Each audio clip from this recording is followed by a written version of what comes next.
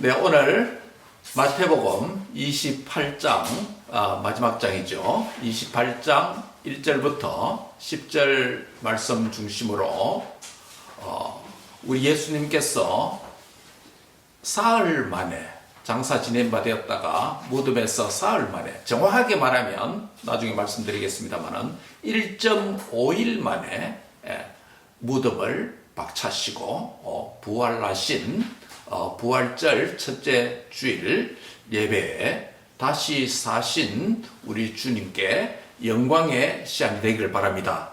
이 말씀을 통해서 예수님의 무덤 생활이 끝났다라고 하는 제목으로 말씀을 상고하고 은혜를 받고자 합니다.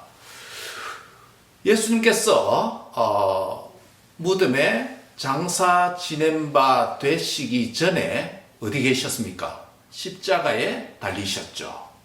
십자가에서 주님께서 사복음서를 통해서 남기신 7마디의 말을 우리가 뭐라고 부릅니까? 칠언, 가상 칠언, 가상 십자가 위에서 말씀하신 7마디 말을 가상 칠언이라고 그렇게 부르죠. 순서대로 말하면 이렇습니다. 우리 주 예수께서 십자가에서 저와 여러분의 죄를 사하여 주시기를 아버지께 기도하셨습니다. 그게 제 일언입니다. 저희의 죄를 사하여 주옵소서라는 것이죠. 두 번째 말씀은 한평 강도 같은 우리를 천국에 영원히 우리 주님과 함께 거하게 하도록 하는 말씀을 주셨습니다. 그게 두 번째 말씀입니다. 나와 함께 낙원에 있으리라는 말씀이죠. 세 번째 이어지는 말씀은 십자가에서 새 가족 교회 공동체를 만들어 주셨습니다. 십자가 아래에 있는 누구에게요? 요한에게 말씀했습니다. 요한아, 마리아를 향해서 뭐라고 말했습니까? 내 어머니라 라고 말했습니다. 혈통적으로 요한과 마리아는 무관합니다. 가족관계도 아닙니다. 그러나 십자가 아래서 새로운 가족 공동체, 즉 교회 공동체가 만들어지는 말씀을 주셨습니다. 내 어머니다. 믿음 안에서 우리가 어머니, 아버지, 한 가족임을 믿습니다. 예, 그것입니다. 그게 세 번째 말씀입니다. 그러면서 네 번째 말씀은 예수님 자신이 엘리 엘리 라마 사박다니, 번역하면 나의 하나님 어찌하여 나를 버리셨습니까? 성부와 성자는 한 분 하나님이심에도 불구하고 저희의 죄를 대신 지신 죽음이기 때문에 지옥의 고통, 곧 성부 하나님과 분리되는 단절의 아픔을 겪으시면서 엘리 엘리 라마 사박다니, 지옥의 고통을 느끼신 네 번째 말씀이죠. 다섯 번째 이어진 말씀은 갈급함의 말씀으로서 목마르다라고 말씀하시며 우리의 모든 영적인 목마름을 해결해 주셨습니다. 아멘. 예, 그게 몇 원입니까? 다섯 번째 말씀이죠. 여섯 번째 말씀은 마침내 모든 것을 다 이루었다라고 선언하시면서 우리 주님께서 십자가에서 저와 여러분의 구원을 완성해 주신 줄 믿습니다. 마지막 일곱 번째 말씀은 자신의 영혼을 아버지께 부탁드리는 기도를 올리심으로 주께서 잠드셨습니다. 십자가에서 달리신 채로 6시간 동안 시간을 지나면서 마침내 운명하셨습니다. 장사 지낸 바 되셨다가 약 36시간 1.5일 동안 무덤 안에 계시다가 사흘째 이른 아침에 우리 주님께서 다시 사셨습니다. 할렐루야. 이게 예수님의 부활입니다. 역사적 사건으로서 예수님의 부활입니다. 자, 1.5일간에 하나님은 뭐 하셨습니까? 침묵하셨습니다. 1.5일 동안 성자 예수님은 장사 지낸 바 되셨다가 무덤 안에 시체로 머무르셨습니다. 물론 그 영혼은 아버지께 돌아가셨죠.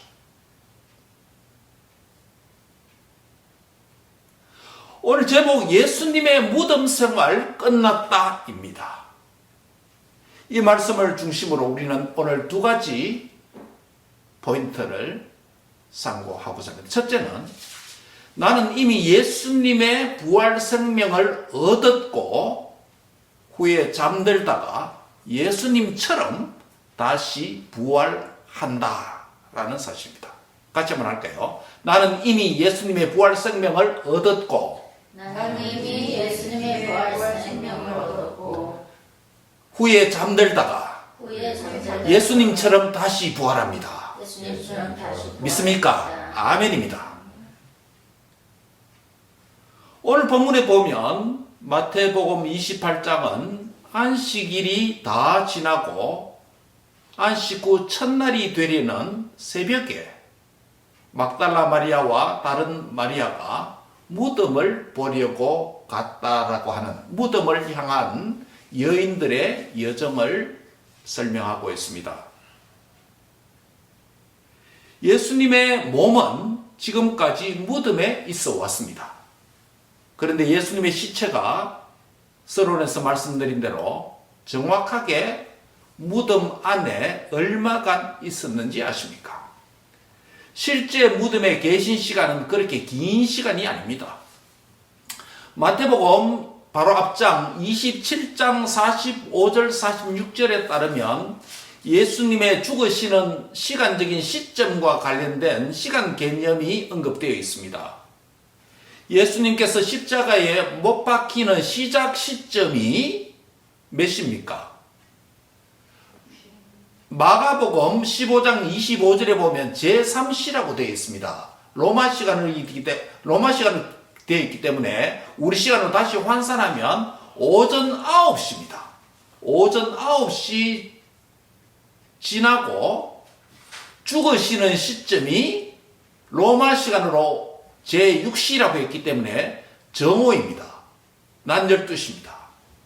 그때부터 제9시, 즉 오후 3시까지 온 땅에 어둠이 임하였다고 말씀하고 있습니다. 로마 시간으로 제9시쯤 예수님께서 엘리 엘리 라마 사박다니 나의 하나님 나의 하나님 어찌하여 나를 버리셨습니까? 라고 크게 소리 지르셨죠. 이 소리를 지르실 때가 언제냐면 제9시 우리 시간으로 오후 3시쯤 되었다고 마태복음 27장 46절이 증거합니다. 요한은 이 시점을 우리 예수께서 십자가에서 다 이루었다라는 그리고 머리를 숙이니 영원히 떠나가시니라고 요한복음 19장 30절이 예수님의 마지막 순간을 그렇게 묘사했습니다. 이 시간을 예수님의 운명 시간으로 계산한다면 우리 시간으로 금요일 오후 3시경에 예수님께서 십자가에서 운명하신 것이 됩니다. 즉 십자가 위에서 죽기까지 몇 시간 달려 계셨습니까? 6시간입니다. 오전 9시부터 달리셔서 오후 3시까지 완전 운명하셨습니다. 예수님께서 십자가 위에서 죽으신 후에 십자가에 달린 채로 바로 6시간 정도 계셨습니다.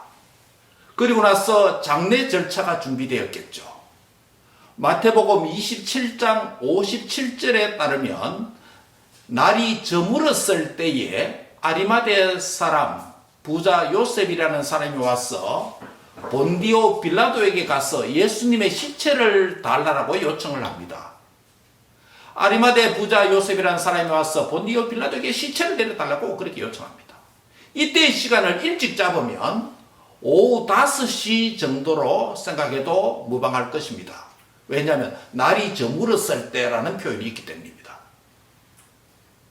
가장 일찍 잡더라도 한 오후 5시 정도 됩니다. 오후 3시에 운명하셨다 그랬죠. 그럼 시체를 내릴 시간이 몇 시요? 오후 5시쯤 요청합니다. 날이 저물었을 때. 십자가에서 시체를 내려서 누가복음 23장 53절에 보면 시체를 내립니다. 시체를 가지고 가는 시간이 얼마 걸리겠죠. 이 과정을 넉넉히 1시간 정도 경과되었다고 추측합시다. 그리고 나서 아리마대 사람 요셉과 사내들인 공회원 누구요? 니고데모가 향품을 가지고 와서 예수님의 시체에 염을 하고 아리마대 사람 요셉의 새 무덤에 시체를 넣어두기까지 또한 1시간 소요됐다고 칩시다. 1시간 내고 1시간 염을 하는 시간이 걸렸다. 그러면 예수님의 시체를 가져와서 장례식 하는데 총 몇 시간 걸렸다고 계산했습니까? 2시간입니다. 2시간이 경과해서 최종 시간이 저녁 7시 정도에 예수님의 시체를 아리마대 사람 요셉 안에 두었다고 볼 수 있습니다. 가장 늦게 잡더라도 7시 끝났습니다. 왜냐하면 뭐 때문입니까? 그날이 어떤 날이죠? 안식일이라고 합니다. 안식일 전에 완료해야 되기 때문입니다. 금요일 해질녘이 안식일의 시작 시점입니다. 안식일 전에 모든 게 끝나야 됩니다. 해진다고 했을 때 5시, 6시, 7시도 될 수 있습니다. 그래서 제가 가장 늦게 잡는, 여유있게 잡았습니다. 예수님의 시체에 향료를 바르고 세마포를 사서 곧바로 무덤에 두었을까요? 이 질문이 바로 예수님께서 무덤에 계신 시간을 정확하게 계산하는데 필요한 체크해야 될 마지막 최종 확인 작업입니다. 누가복음 23장 56절에 따르면 갈릴리에서 예수님과 함께 온 여자들이 예수님의 무덤과 시체를 두었는지 어디에 어떻게 두었는지 보았다는 말씀이 있습니다. 그래서 그 여인들은 돌아가서 향품과 향유를 준비하더라라고 누가복음 23장 56절에 그렇게 말씀하고 있습니다. 그 다음에 이어지는 날은 무슨 날입니까? 토요일 안식일입니다. 안식일에 무엇을 했을까요? 누가복음 24장 1절 상반절에 따르면 계명을 따라 율법의 계명을 따라 안식일에 쉬더라라는 표현이 있습니다. 단지 군병들은 안식일에도 무덤에 임봉을 하고 씰하고 계속 지키고 있었으니 예수님의 시체는 안식일 동안은 어디에 있었습니까? 무덤 안에 있었습니다. 즉 우리 시간으로 토요일 전체 24시간은 무덤 안에 있었다고 볼 수 있습니다. 분명합니다. 이 여인들은 준비한 향품을 가지고 언제요? 오늘 본문에 기록된 대로 안식 후 첫날 우리 시간으로 언제요? 주일 아침에 이른 아침 새벽에 예수님의 무덤으로 다시 방문하였다. 그게 오늘 우리 본문의 내용이 있기 전에 문맥적 시간적 컨텍스트입니다. 오늘 본문의 예수님의 부활 시점은 안식 후 첫날 주일 새벽입니다. 마가는 마가복음에서 안식 후 첫날 매우 일찍이 해돋을 때라고 마가복음 16장 2절에 그렇게 말합니다. 그러면 주일 브런치 먹는 그런 타임이 아니라 언제요? 해 뜨기 전 아주 일찍이라는 소리예요. 요한은 어떤 기록을 하냐면 안식 후 첫날 일찍이 아직 어두컴컴할 때에 라는 표현을 쓰고 있습니다.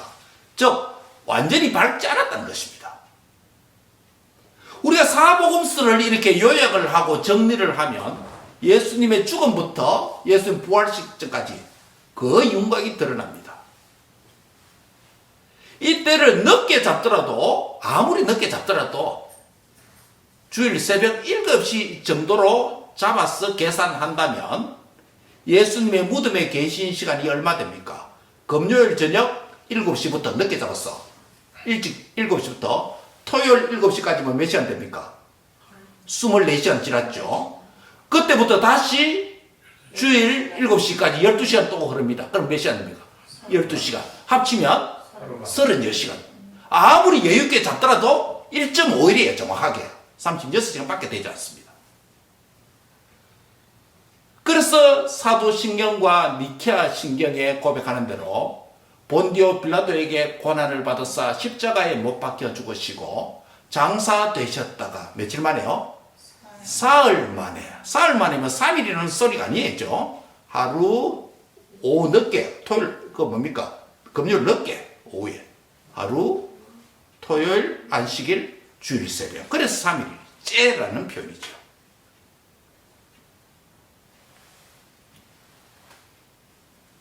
(1.5일) 36시간 정도 누가 왕노릇 했습니까?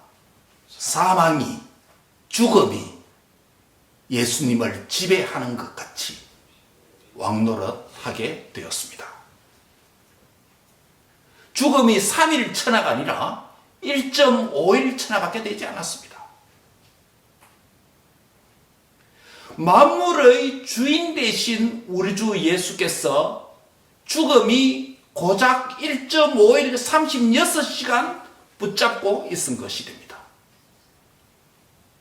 십자가에 달려서 죽은 것까지 치면 장사되기 전까지 그 죽음의 시간까지 포함하면 약 40시간 죽음 안에 있습니다. 그래서 초창기에 사순절의 날짜가 40일을 지킨 이유가 바로 거기에 있습니다.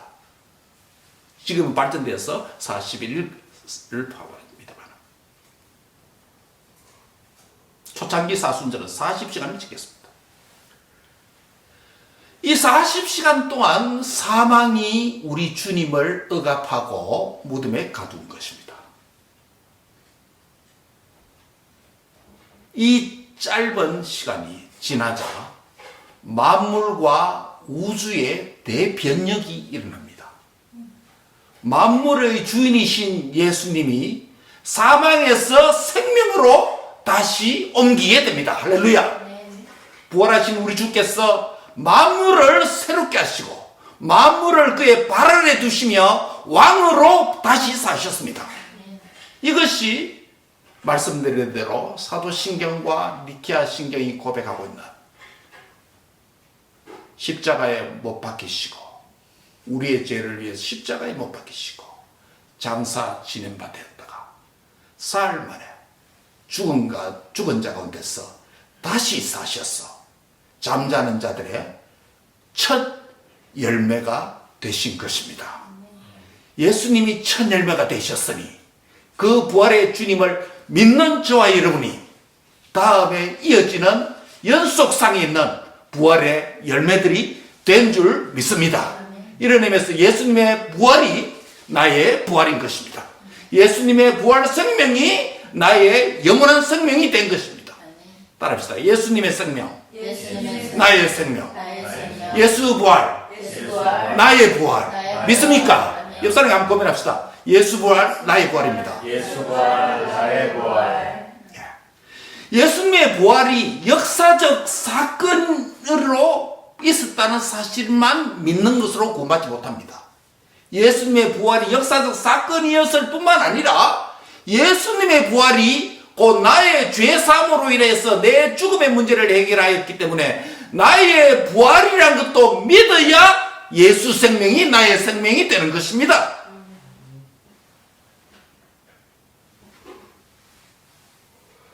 이것이 무덤으로부터 무덤 생활을 청산하신 예수님의 사건이고 예수님의 이 생명 사건은 저와 여러분의 무덤 생활을 사망을 정복하시고 우리도 무덤 밖으로 나와서 영원히 사는 은혜를 우리에게 선물로 주신 것입니다.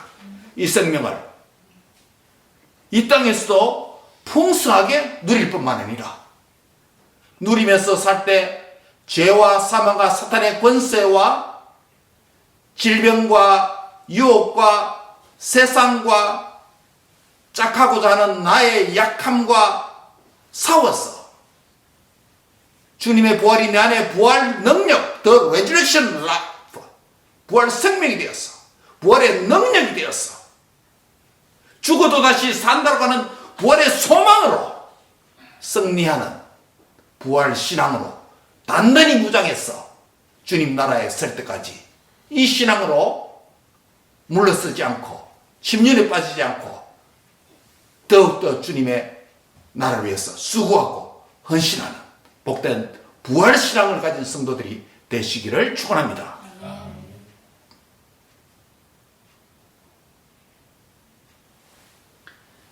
빈 무덤을 경험한 여인들에게 무덤을 지키고 있었던 천사가 나타나서 본문 7절에 보면 빨리 가서 그의 제자들에게 말하라. 그가 죽은 자 가운데서 살아나셨고 너희보다 갈릴리로 먼저 가시나니 거기서 너희가 배우리라 하라. 보라 내가 너희에게 일렀느니라 라는 메시지를 전합니다. 우리는 여기서 두 번째 포인트를 생각합니다. 첫 번째 포인트는 예수님 부활이 나의 부활이다. 예수님의 무덤 생활 청산이 곧 나의 죽음 청산이다 라는 메시지로 우리가 격려받았습니다. 두 번째는 갈릴리에서 부활 생명을 누리면서 살아야 된다. 한 따라합니다. 나는 갈릴리에서 부활 생명을 누리면서 살아야 됩니다. 부활 생명을 누리면서 사는 무슨 소리입니까? 왜 갈릴리입니까?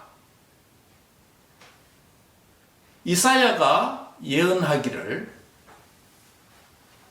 이사야 9장 1절에 보면 이런 말씀이 있습니다. 전에 고통받던 자들에게 흑암이 없으리로다.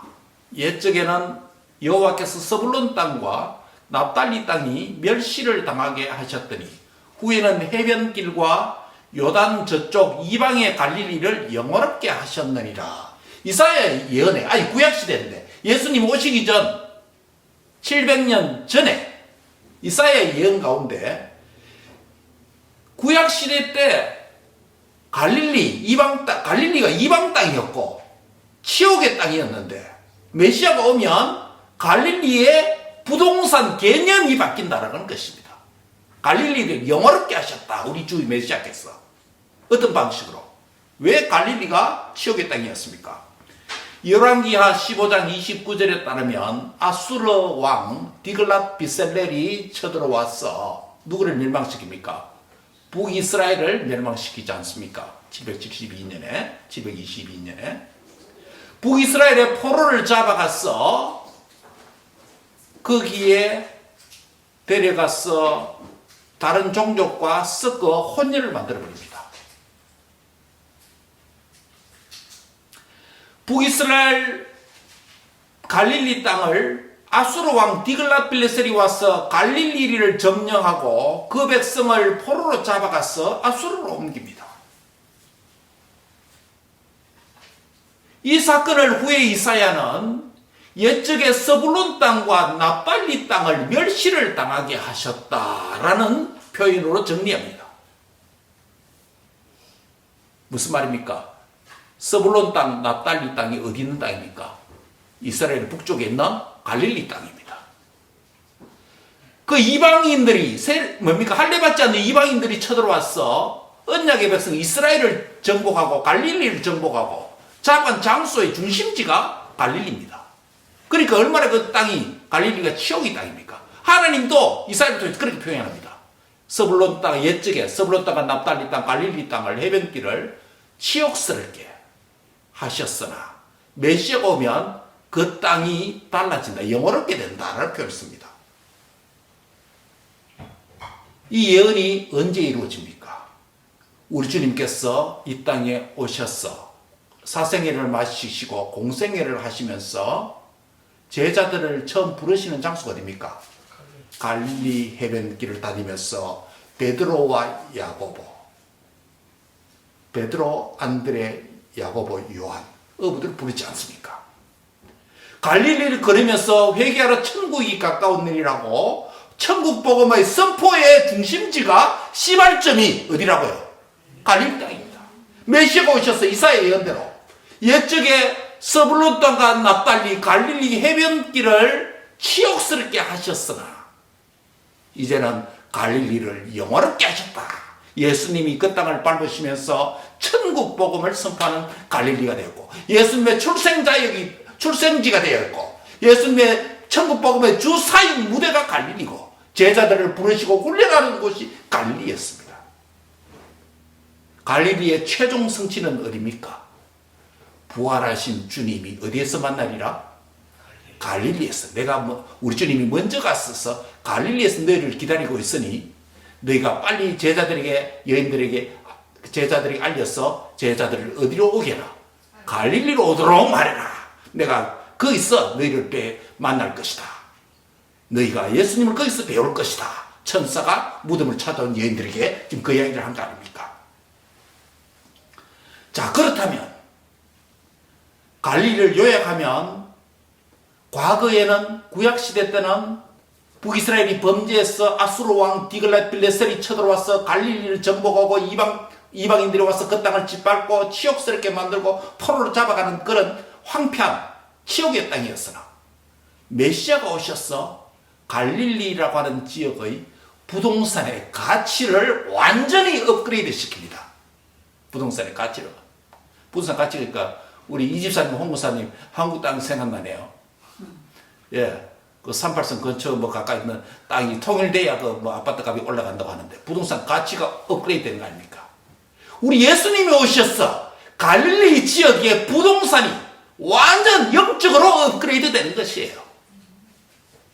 그 최종적인 업그레이드가 어디입니까? 부활하신 주님께서 제자들을 갈릴리에서 만나 주겠다는 것이에요.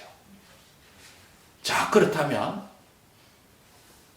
예수님의 지상사역의 시작 장소가 어디라고요? 갈릴리였고, 마지막 제외의 장소가 또 어디라고요? 갈릴리라고요. 예수님의 출생 장소도 어디고요? 갈릴리였습니다. 지금 사역의 시작 시점도 갈릴리였고, 사역의 과정도 갈릴리였고, 사역 지상사역의 마지막도 지금 갈릴리에서 만나주겠다고 하는 거 아닙니까? 갈릴리는 복음센터고 천국센터입니다.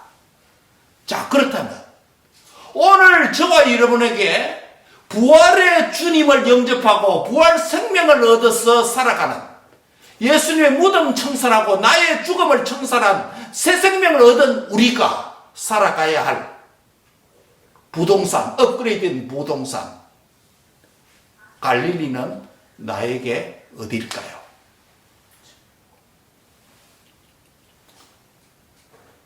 부활의 주님을 예배를 통해서 다시 만나서 부활 생명을 확인하고 부활의 능력을, 레저렉션 파워를 충전하고,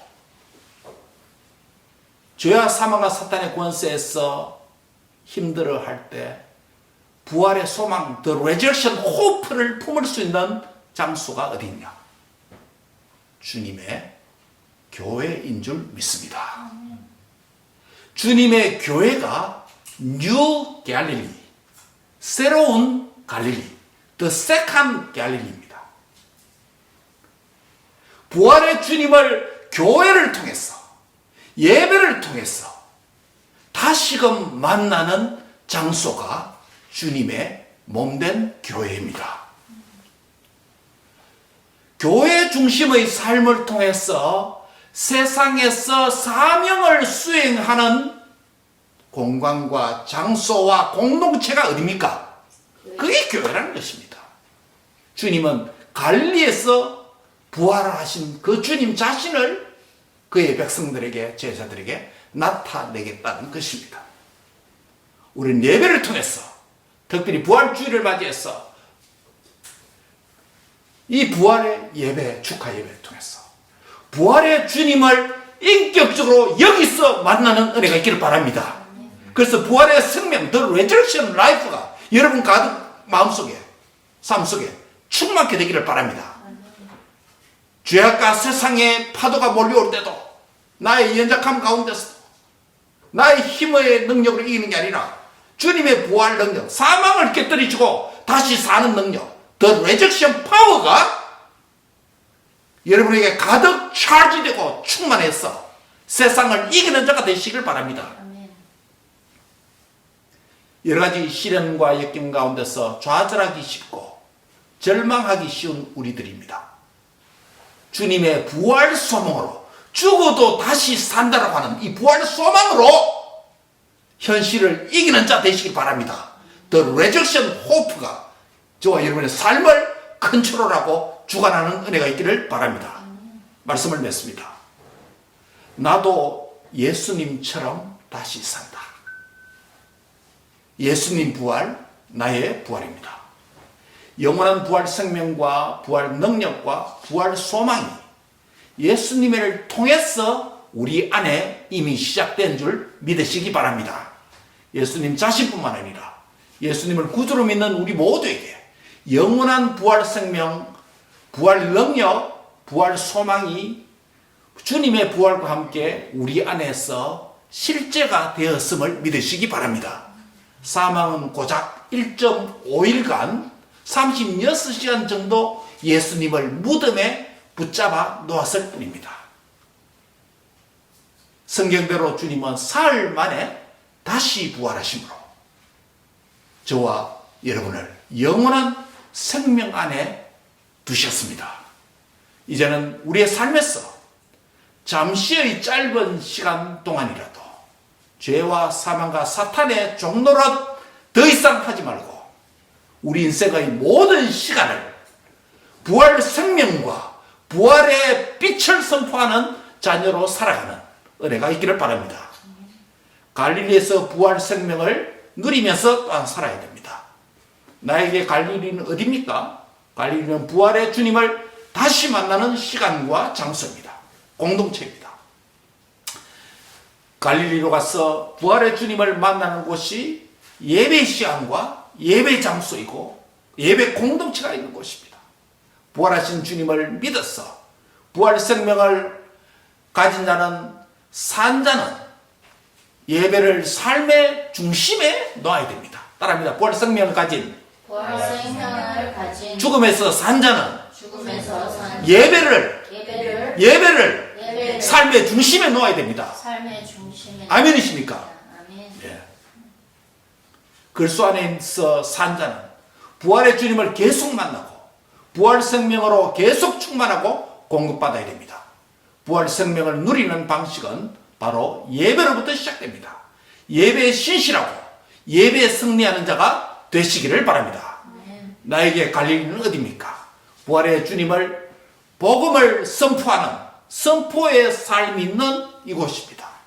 부활의 복음을 선포하는 삶이 교회 중심으로 시작되고 교회가 있는 세상을 향해서 이 땅에서 우리의 삶을 통해서 복음을 선포하는 다시 사신 부활 생명을 전하는 삶이 회복되는 은혜가 있기를 바랍니다.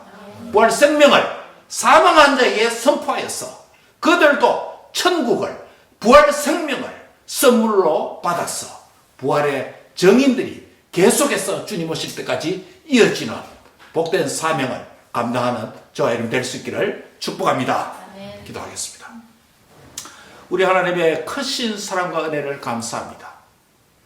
부활이 없다면 우리의 믿음도 헛것이고 교회도 헛것이고 전도와 선교도 헛것이고 헌금과 헌신도 헛것이고 모두가 의미 없는 행위라고 말씀했습니다.